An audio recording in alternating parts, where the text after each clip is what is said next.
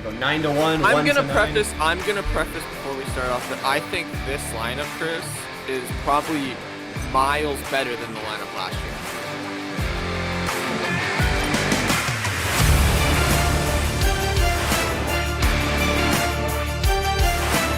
Hello everybody, what's going on? Chris here with Daniel, and we're back with another video. Hi. Hello. Yeah. And honestly, Chris, this is our... I think we're going to make this video a yearly video. Mm-hmm. And last year it did so well, so I'm very excited to see how everyone responds to this one. Oh, yeah. But we're doing projected 2022 Jays batting lineup. Yes, we are. And I mean, like you said, last year, I believe this was our most popular video, so we're doing it again. So, yeah, Yes, that's cool. sir. Yes, sir. So, anything you want to say before we get into our batting lineup? Yes.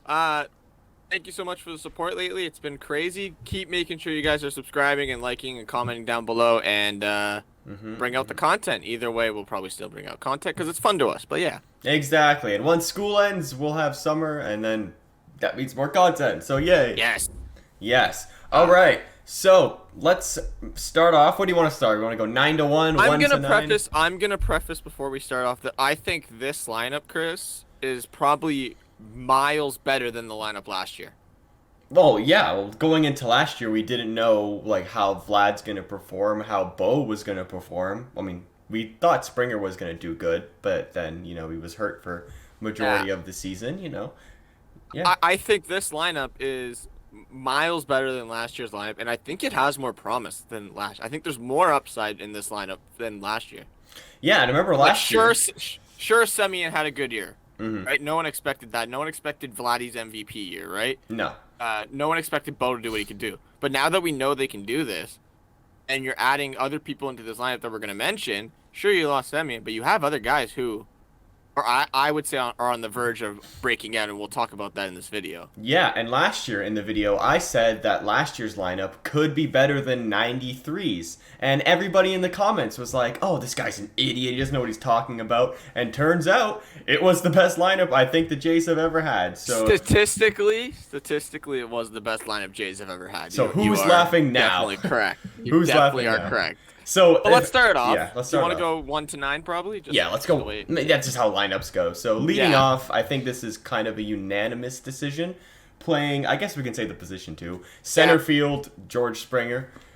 I mean, I remember last year we had this debate that we liked Bo and Biggio up 1-2, right? But I mean, the way Springer carried himself last year as a leadoff hitter, it just put fear into the pitcher's eyes. Game 1, pitch 1. Exactly. So yeah, I have no other people other than Springer who I can see leading off of this team on opening day. Like, I mean, is Springer not the best leadoff hitter in the league? I don't. Who's better? I think he is. Like, to be honest, and I think. I mean, like, just look at his production last year. I wish I had the stats because I couldn't find them really. He had 22 home runs in like 77 games. I remember that. But there's someone I remember seeing stats like during the year watching the games where they basically flashed up career stats for Springer when he's leadoff versus when he hits anywhere else in the lineup. Mm-hmm. And he's hitting he has like a 7.70 higher average. He's got like a ton more hits like per at bat kind of thing. Like, he is way more productive in the first spot. Yeah, and also it could be the fact that he maybe does get more pitches to hit in the leadoff spot, considering we would have other people behind who we're going to talk about a little bit later. But yeah, George Springer, perfect leadoff hitter. He's got a 125 WRC plus, and I believe that's probably one of the best on the team. And that's your leadoff guy. That's probably most teams 3 or 4. So yeah, good for us. And I'm pretty sure he holds the record for most career first pitch leadoff home runs. If he does that in the first pitch against who are we playing on opening day this year? I don't remember. Texas. Yeah. Is it home game? Is it that? Yes. Yeah, because they pushed it back a week. Yeah. So if he first pitch in the Rogers Center, do you think Springer's gonna hit a dinger? That rhymes. You know what? Screw it. Sure. Yeah. Okay. Yeah. Why not? Why not? At this point, why not? Like, I wouldn't be expected. Yeah, so leadoff, we got Springer. Second spot for me, for playing shortstop, I got Bichette. I agree with you here. I think I know last year they did put Vladdy too, and I don't mind it, Vladdy too, but I want Vladdy to get as much RBIs as he can. Right? And if you're putting Springer and Bo ahead of Vladdy, these guys get on base. Yeah, I mean, Springer, best leadoff hitter in the league. Bo led the league in hits last year. That is perfect for Vlad. And Bo's two-strike approach is one of the best I've ever seen in this game. Like, this guy will foul and foul and foul off until he just makes contact. Yeah, I mean, he doesn't walk, but it's fine. Who cares? That's fine. You don't need to walk when that's what Caven's for.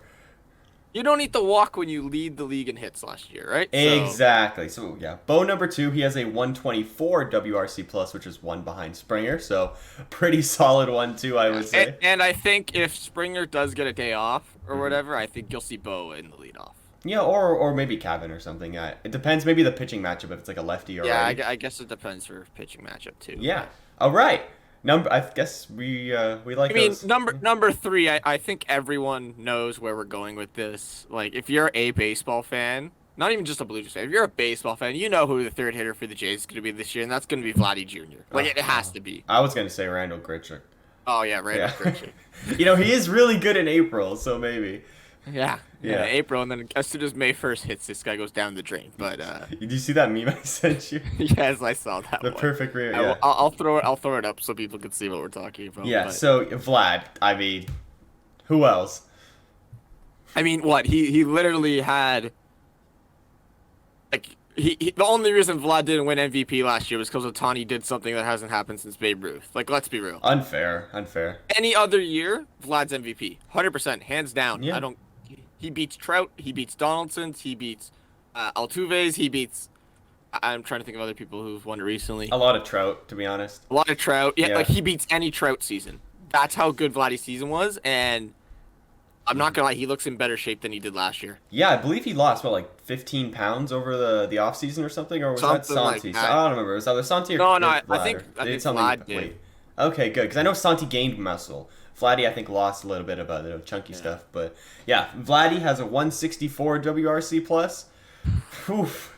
Wow. I mean, like you think Bo's good? Vladdy's 40 higher? Like Jesus. And you got to remember, last year Vlad batted in the 2 spot, so his RBI numbers weren't as high as they should have been. Yeah, I think to maximize that, you put Vlad in 4, but you don't really want to put Vlad in the 4 spot. But I mean, 3 spot. I mean, clearly best hitter on the team, Vlad. In that spot right there. And obviously he's playing first base. Like, do I even have to say where Vlad's playing? But obviously he's playing first base. And yeah. I mean, do I think Vlad will have another MVP season? Yeah. I think he could, but I don't think he'll do as good as he did last year. I think last year was something special. Like that, those numbers were he almost won the Triple Crown. Like, he almost. He won could the do it again. Crown. I don't see why not. I think what if he has a better 2 home season? runs behind? He led the league in home runs. He didn't lead the league in average and RBIs. Well, average in RBIs then it was. I know one of them, Salvador Perez beat him, and it must have been RBIs then. But yeah, it was. But do I think Vlad will have another MVP season? Sure. Like, he has all the potential. He's been putting in the work. He looks amazing in all the spring training games so far. First bat dinger. That was great. That season last year was so special that I think you got to come down a little bit on Vlad's expectations this year. I think he's still going to be a ridiculous hitter. I still think he's going to put almost 40 home runs up. He's almost going to put 100 RBIs up probably. I think, I'm sorry to cut you off, but I think Vlad's going to have an even better season than last year.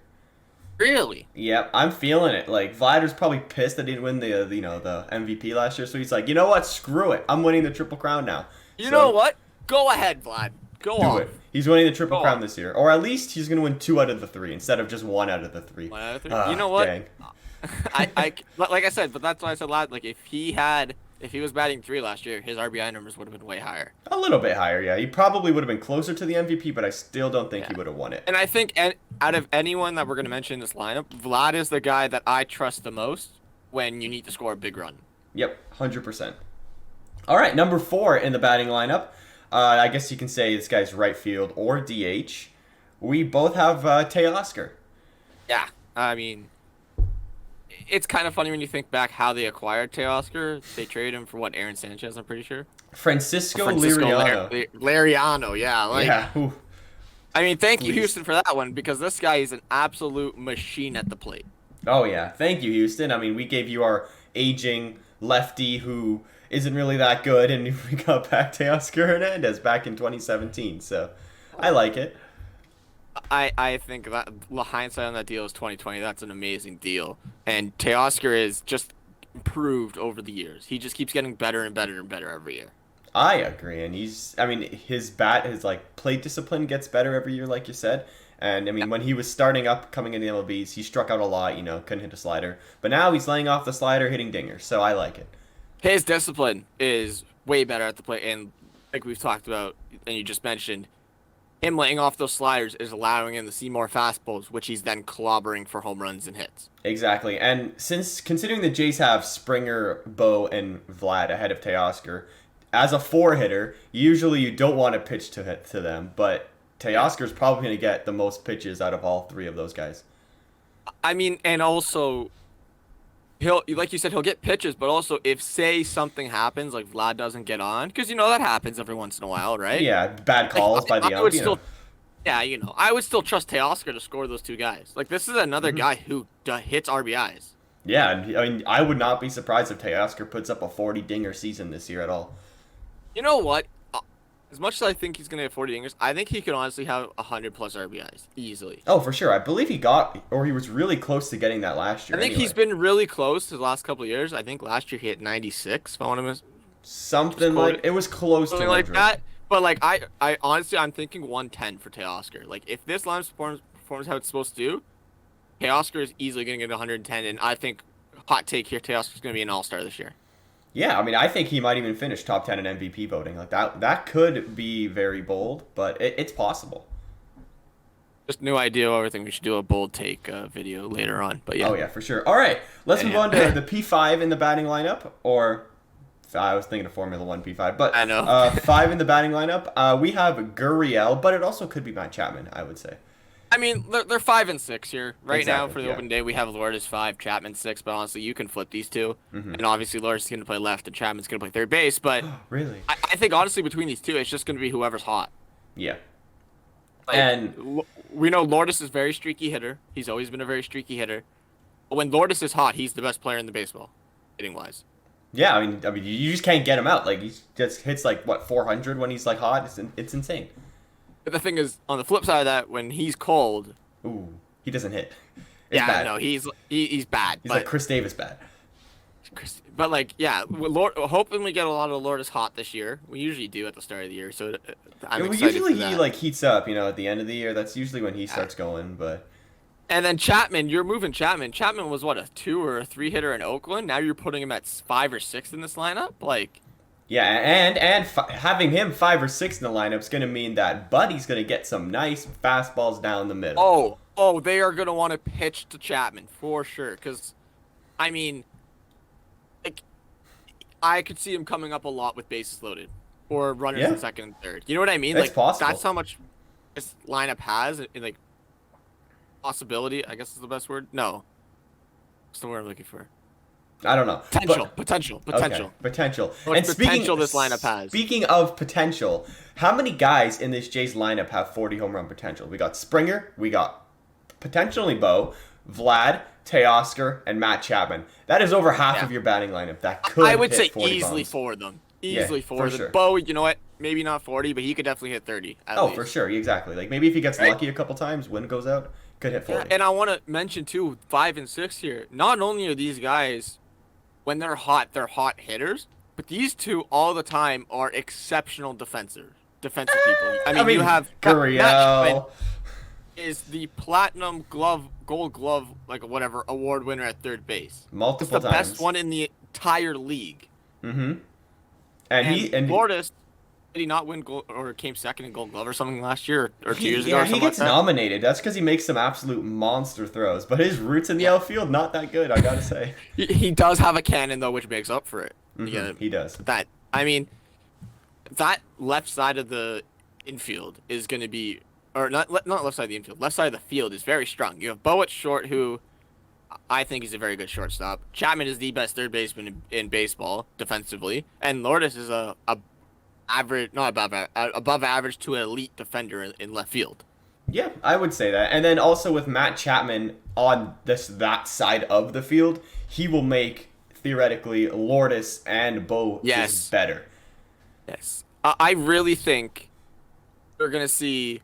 I mean, Jays fans, if you've tuned out for a little bit, because I get it, the Jays have been rough since about 2017. It's been pretty downhill until 2020, let's be real. So a lot of fans were stopped watching, but 2015, 2016, you remember those Donaldson plays Donaldson was making? Like, Chapman will make those routinely, and I think everyone's going to be really surprised on him. Yeah, and he'll with also having Matt Chapman at third, Bichette won't have to go more to the other side, so he'll just make Bo better defensively, and plus Bo will learn how to feel the ball better, maybe, or he'll just learn from Matt Chapman, which I mean it literally can't hurt. No, I think you will see. I think, like you said, it's a good point. Chapman can cover so much ground that Bo doesn't have to go as far now. You know what I mean? He can play over a little bit, so we can avoid hits up the middle now, right? Yeah, plus, like, I'd rather Chapman get the ball than Bo anyways. Yeah. All right, let's move on to P7 in the batting lineup. And we have a double play machine. Randal. We got a ground ball Randal here. Yeah. But we do both want to preface that if the Jays do sign a lefty bat, it'll be like Randal will be taken out and he'll go in 7 or 6 or whatever. But I think he'll just be on the bench. I think and the name we've been floating around is Michael Conforto. Apparently he's been on the Jays radar for a Semien type deal. But if that does happen, he could be 7. But like for the purpose of this video, Randal, Grichuk at 7. I mean, I know you hate him, Chris. I do. I've never liked him. I know you don't. I know you think he's overpaid and he doesn't do what he needs to do, whatever. But like, let's be real. He is fantastic in March and April. I'll give him that. Yeah, he's good at March and April, but after that, he is unbelievably bad. But like, let's be real. He's an average outfielder. Yeah, I mean, he's still like he deserves to be in the MLB. And plus, 30 home run potential. Like, I'll take that any day. But I mean, with the 30 home runs, you're gonna get what 106 strikeouts, 60 double plays, ground balls, 60 right? double plays, yeah. I mean, that's the only thing with Randal. I mean, he is a decent outfielder. Let's be real. Like defensively, he does do a pretty good job. I'll give him that. Yep. And he can play center if Springer needs a day off, which will happen. Yeah. But this is where the lineup kind of goes. I don't want to say bad because it's not bad. He's an MLB player. It's just the other guys are so good. It's so true, especially if Gurriel's hot. Like the whole lineup's just like you know what I mean. Like the lineup is so good that it makes Randal Grichuk look bad, and he's like he was our 3-hitter like 2 years ago. Yeah, we hate on him, but like he's an MLB player on Tampa Bay. Oh, not Tampa Bay, Oakland. He'd be the best outfielder. Like let's be real. Yeah, honestly, if like Laureano comes back from suspension, yeah. Yeah. So yeah. Okay, let's move on to 8. And I think we can probably agree on this one. I mean, I agree 100% on this one, but I got Caven playing second base. I'm with Caven, too. They need a lefty in this lineup, and I think Caven's due for a bounce-back year. I really do. Me too. Hey, he's been doing good in spring training so far, so. He's doing good. Honestly, I think the injuries hurt him last year. I think that's what it was. Like, he wasn't healthy. And when he was playing, he was banged up and bruised. I think one of the biggest things is that they tried to make him a third baseman when he's not a third baseman. If he's going to play second base, it's going to work. We saw. What did he play all 2020? Second base. And what did he do? He had a great season. So, yep. And I think, as well, I think him and Bo just have chemistry up the middle. You know what I mean? Like, no, it's true. They played in AA. They played in AAA together. They played the start of the career in the MLB for short and second. Like, I think Caven is just more comfortable at second base.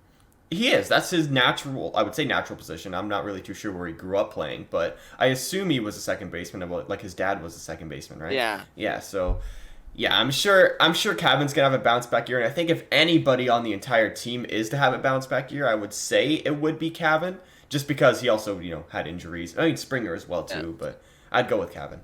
Caven's also getting to the point where he's getting to, I don't want to say the age, because he's not old. He's still young, but he's getting to the point where, like, if he doesn't prove his potential, you know what I mean? Like, it's going to be hard for them to keep playing him over young guys coming up like Otto Lopez and Aurelvis Martinez. Aurelvis looks so good. You know what I mean? Like, he's getting to the point where he has to start performing. Like, he's good, don't get me wrong, and he's, right now, an average MLB player, but he has the potential to be, I would say, above average to elite. Yeah, Easily. like borderline all-star, I would say.